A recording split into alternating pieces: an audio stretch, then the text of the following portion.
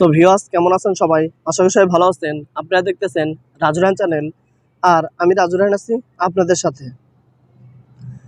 তো এই যে এখানে যে ফটোটা দেখতে পাচ্ছেন পাসপোর্ট সাইজের, এটা কিন্তু আমি কম্পিউটার থেকে বানাই নাই বা কোনো থার্ড পার্সন অ্যাপ দিয়ে বানাই নাই। এটা জাস্ট আমি আমার হাতের স্মার্টফোন দ্বারাই বানিয়েছি।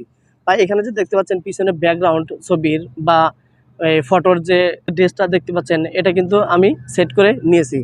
তো আপনিও চাইলে আপনারা খুব সহজেই আপনার হাতের ফোনটি দ্বারা পাসপোর্ট সাইজের ছবি আপনারা নিজেরাই তৈরি করতে পারবেন। তো এর জন্য আর কষ্ট করে আপনাকে আর কম্পিউটার যা বলতে হবে না যে ভাই আমার ছবির ব্যাকগ্রাউন্ডটা চেঞ্জ করে দেন বা আমার ছবির সাথে নতুন কোনো ড্রেস লাগিয়ে দেন। আপনারা খুব সহজেই আপনাদের যে কোনো নর্মাল ছবি আপনার ফোনে সেটা পাসপোর্ট সাইজে করে রাখতে পারবেন এবং কম্পিউটার যা মাত্র আপনি মিনিটের ভিতরে সেটা বের করে নিতে পারবেন। ওকে, তো এই সিস্টেমটা আমি আমার ফোনে কিভাবে করলাম, তো আপনারা আপনাদের ফোনে কিভাবে এই পাসপোর্ট সাইজের ছবিটা করবেন সেটা আজকে আমি আপনাদের দেখিয়ে দিব। এর জন্য আপনারা যে কাজটা করবেন সেটা হলো আপনারা আপনাদের ফোনের ক্রোম ব্রাউজারটি ওপেন করবেন। ওপেন করার পর এরকম ইন্টারফেস চলে আসবে। তো আপনারা উপরে সার্চ বারে লিখবেন কাট আউট প্রো। তো এখানে দেখতে পাচ্ছেন আমি কিন্তু অলরেডি লিখছি কাট আউট প্রো। তো আমি এখান থেকে সার্চ দিলাম, লিখে সার্চ দেওয়ার পর এরকম একটা পেজ আপনাকে নিয়ে আসবে। তো এখানে দেখতে পাচ্ছেন অনেকগুলো ওয়েবসাইট আছে। তো এখান থেকে আপনারা যে ওয়েবসাইটে যাবেন সেটা হলো, আমি একটু আপনাদের জুম করে দেখাই দিতেছি। এই যে এখানে যে দেখতে পাচ্ছেন পাসপোর্টস ফটো মেকার, আপনারা এই ওয়েবসাইটের উপর ট্যাপ করে দিবেন। ওকে, ওয়েবসাইটের উপর ট্যাপ করে দেওয়ার পরে এরকম ইন্টারফেস চলে আসবে। তো এখান থেকে আপনারা যে কাজটা করবেন সেটা হলো আপলোড ফটো, আপনারা সেখানে ট্যাপ করে দিবেন। ওকে, সেখানে ট্যাপ করে দেওয়ার পর আপনার ফোনের গ্যালারিটা শো করবে। তো এখান থেকে আপনি যে ফটোটা পাসপোর্ট সাইজ করতে চান সেই ফটোটা এখান থেকে আপনারা সিলেক্ট করে নেবেন। ওকে, তো উদাহরণস্বরূপ আমি একটা ফটো সিলেক্ট করে আপনাদের দেখিয়ে দিতেছি যে আপনারা কীভাবে এখান থেকে সিলেক্ট করবেন।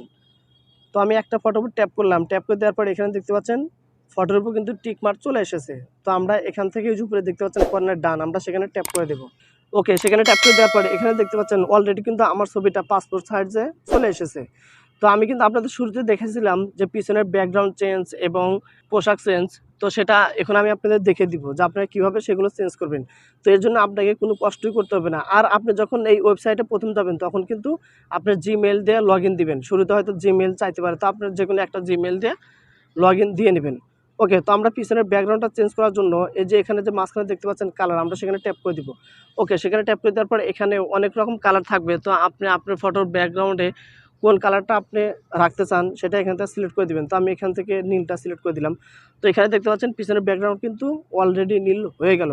তো আমি এখন ড্রেসটা চেঞ্জ করে দেখিয়ে দিতেছি যে আপনারা কীভাবে ড্রেসটাও চেঞ্জ করবেন। তো এখানে দেখতে পাচ্ছেন 3 নম্বর যে অপশনটা আছে ড্রেস, আমরা সেখানে ট্যাপ করে দিব। তো সেখানে ট্যাপ করে দেওয়ার পর এখানে অনেকগুলো ড্রেস থাকবে। তো আপনি আপনার ছবিতে যে ড্রেসটা রাখতে চান এখান থেকে সেই ড্রেসের উপর ট্যাপ করে দিবেন। আপনাকে কিচ্ছু করতে হবে না, আপনি জাস্ট পোশাকের উপর ট্যাপ করে দিবেন। তো আমি এখান থেকে একটা ড্রেসের উপর ট্যাপ করে দিলাম। ওকে, তো দেখতে পেলেন পোশাকের উপর ট্যাপ করা মাত্রই কিন্তু ছবিটার সাথে পোশাকটা সেট হয়ে গেল। তো এখানে কিন্তু কোনো কষ্টই করতে হলো না। পর আপনারা এখান থেকে আপনার ফোনে সেভ করার জন্য এই যে এখানে দেখতে পাচ্ছেন ডান, আপনারা সেখানে ট্যাপ করে দিবেন। ওকে, সেখানে ট্যাপ করে দেওয়ার পর এরকম ইন্টারফেস চলে আসবে। তো এখানে দেখতে পাচ্ছেন ডাউনলোড এইচডি।